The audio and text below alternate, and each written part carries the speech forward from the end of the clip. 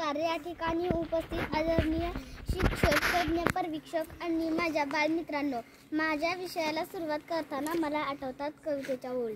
झाड आहे हिरवेगार, वारा देते थंडगार. झाड आहे हिरवेगार, वारा देते थंडगार. झाडाच्या सावलीत मी बसते, झाड खुदकन गालत हसते. झाडाच्या सावलीत मी बसते, झाड खुदकन गालत हसते. झाड देते माया, झाड देते छाया. झाडे आपल्याला सर्व काही देतात, पण आज वाढती लोकसंख्या, प्रदूषण आणि जंगलतोड यामुळे पर्यावरण धोक्यात आले आहे. अशा वेळी वृक्षारोपण ही काळाची गरज आहे.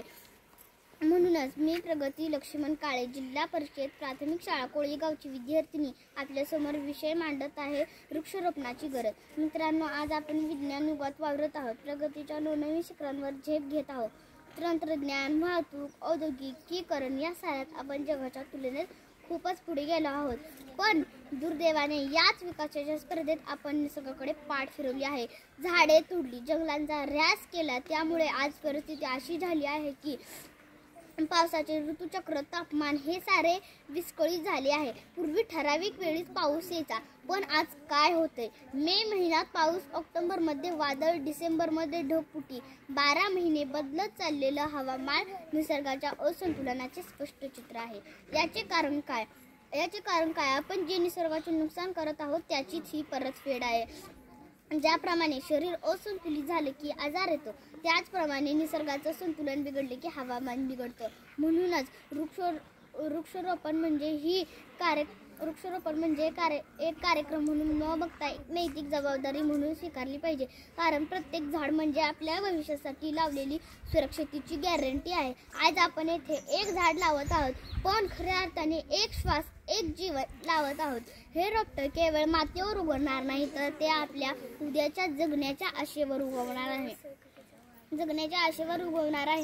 चला तर मग निसर्गाशी पुन्हा एकदा नातं जोडूया. एक झाड लावू, तेही जगवण्याची जबाबदारी घेऊ.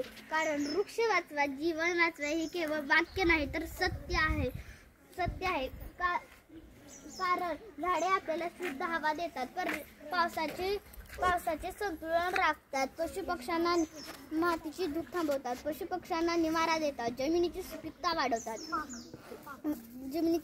वाढवतात. त्यामुळे आपले जीवन सुरक्षित राहते. पण या वृक्षतोडीमुळे आपले जीवन असुरक्षित झाले आहे. बघा, झाडाविना ढग गेले, ढगाविना पाणी गेले. झाडाविना ढग गेले, ढगाविना पाणी गेले. पाण्याविना शेती गेली, शेतीविना समृद्धी गेली. पाण्याविना शेती गेली, शेतीविना समृद्धी गेली.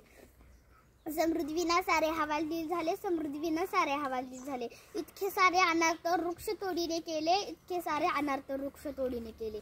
निसर्ग हा म्हणून कोपला, जाणीव याची ठेवा. त्यासाठी संदेश हा, झाडे लावा, झाडे जगवा. झाडे लावा, झाडे जगवा. खरं तर मला असं वाटते की या निसर्गाचीच हाक आहे. तुम्ही एकही झाड लावू नका, ती आपोआप उगवतात. तुम्ही फक्त ती तोडू नका. तुम्ही कुठलीच नदी स्वच्छ करू नका, ती प्रवाही स्वच्छच आहे. तुम्ही फक्त तिच्यात घाण टाकू नका. तुम्ही शांतता प्रस्थापित करण्याच्या नादी लागू नका. सर्वत्र शांतताच आहे. तुम्ही फक्त द्वेष पसरू नका. तुम्ही प्राणी वाचवण्याचा प्रयत्न करण्याची गरज नाही, ती क्षमता निसर्गाची आहे. तुम्ही फक्त त्यांना मारू नका, जंगले जाळू नका. तुम्ही असं काहीच व्यवस्थित करण्याच्या नादी लागू नका. सर्वत्र व्यवस्थितच आहे. तुम्ही फक्त स्वतःच व्यवस्थित राहा. आपण व्यवस्थित राहायचे म्हणजे काय करायचे? निसर्गाची काळजी घ्या, पर्यावरणाचे रक्षण करा, झाडे तोडू नका, झाडे लावा, झाडे जगवा. मग लावणार की नाही झाड? मोठ्या आवाजात सांगा. माझ्या बरोबर घोषणा द्या. झाडे लावा, झाडे लावा. बरोबर आहे मित्रांनो, झाडे लावा, झाडे जगवा.